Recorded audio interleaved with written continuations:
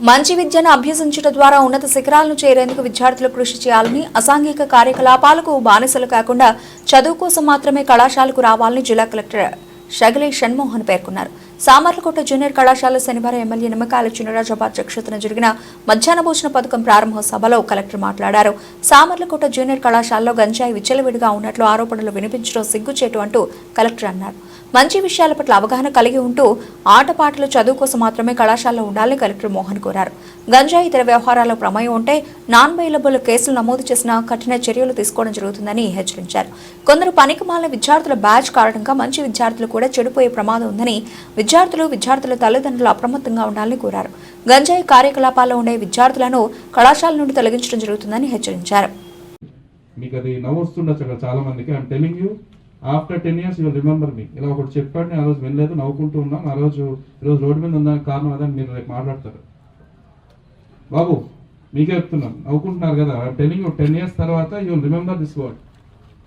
నేను ఆ రోజు వాడు ఎవరో చెప్పాడు, నేను వినలేదు, ఇలా పనికిరాకుండా తయారైపోయాను, మా అమ్మ నాకు భారంగా తయారైనా అని మీరు ఆ రోజు చెప్తారు. ఆ రోజు రాసి పెట్టుకోండి. వాళ్ళు చాలా మంది ఇక్కడ అదే మాట మాట్లాడతారు. మీకు ఈరోజు నేను చెప్తుంది బాధగా అనిపించవచ్చు, కానీ ఒకసారి రిజల్ట్స్ చూస్తే రేపు వీళ్ళు ఏమవుతారని చూస్తే అప్పుడు అనిపిస్తుంది, అదే వీళ్ళు ఉండే ప్లేస్లో ఇంకా దేనికి పని కాకుండా ఒక గ్రూప్ తిరుగుతుంటారు కదా, దాంట్లో చాలా మంది మీరు ఇక్కడ కనపడతారని తెలుస్తుంది. సో దయచేసి చెప్పేది ఇంపార్టెంట్, వినండి. ప్రతిసారి చెప్పే అవకాశం రాదు, మీకు వినే పరిస్థితి ఉండదు.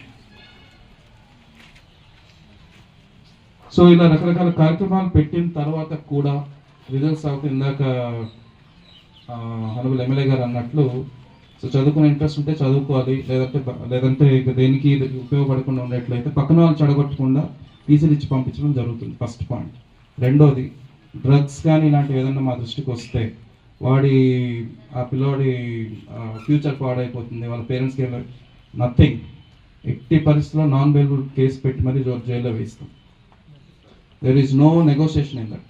పిల్లవాడికి లైఫ్ పాడైపోతుంది, వాడు తెలియక చేశాడు, ఒకసారి చేశాడు, చెడు సవాసాలు చేశాడు, వాడికి you're what 16 years old, 15 years old, ఎంత వయసు కదా.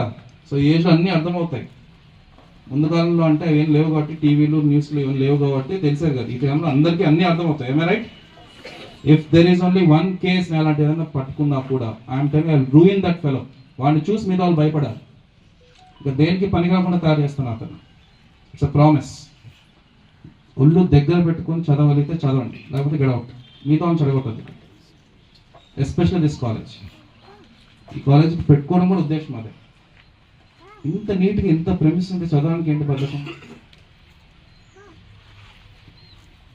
చిన్న చిన్న కాలేజీల్లో ఒక రూమ్లో కూర్చోబెట్టి చదువుతున్న వాళ్ళకి బాగా వస్తాయి మార్కులు. ఇంత ప్లే గ్రౌండ్లు, ఇంత క్వాలిఫైడ్ టీచర్స్, మీకు మధ్యాహ్నం పూట భోజనాలు, యూనిఫామ్లు ఇన్ని పెట్టిన తర్వాత కూడా చదువుకోలేకపోతే ఇంకా దేనికి పనికి వస్తారా? కడుదలు కాస్తారు తర్వాత 10 రోజులు అయిన తర్వాత, 10 ఏళ్ళు అయిన తర్వాత. దానికి తప్ప దేనికి పనికిరా. దానికి కూడా పనికిరారు సగం మంది. ఇది మోటివేషన్ అనుకుంటారు, వార్నింగ్ అనుకుంటారు, యూ అండర్స్టాండ్. ఇంకొకసారి నాకు ఈ కాలేజ్లో డ్రగ్స్ అనే మాట వినపడితే మాత్రం ఐఎమ్ టెలింగ్ యూ, మీరు మీ ఫ్యామిలీ ఇద్దరు లైఫ్ లాంగ్ బాధపడతారు. మిమ్మల్ని చూపించి 10 మంది భయపడేట్లు చేస్తారు.